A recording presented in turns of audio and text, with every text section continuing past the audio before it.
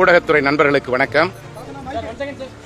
தற்பொழுது தமிழகத்திலே நடைபெற்றுக் கொண்டிருக்கின்ற குதிரை பேரத்தின் மூலமாக அனைத்திந்திய அண்ணா திராவிட முன்னேற்ற கழகத்துடைய சட்டமன்ற உறுப்பினர்களை விலைபேசிக் கொண்டிருக்கின்ற தாவேக அரசுடைய நடவடிக்கைகளை தடுத்து நிறுத்த வேண்டும் என்று அனைத்திந்திய அண்ணா திராவிட முன்னேற்ற கழகத்தினுடைய பொதுச் செயலாளர் மாண்புமிகு முன்னாள் முதலமைச்சர் அவர்கள் மேதகு ஆளுநர் அவர்களுக்கு இந்திய அரசியல் அமைப்பு சட்டம் 167 கீழ் உரிய நடவடிக்கையை எடுக்க வேண்டும் என்று கொடுத்த புகார் மனுவினை மேதகு ஆளுநர்களை சந்தித்து நானும் மரியாதைக்குரிய நாடாளுமன்ற மேலவை உறுப்பினர் தனபால் அவர்களும் ஆளுநர் அவர்களை சந்தித்து நேரடியாக மனுவினை தந்து உரிய நடவடிக்கை எடுக்க வேண்டும் என்று வலியுறுத்திட்டு வந்துகிறோம். நன்றி, வணக்கம்.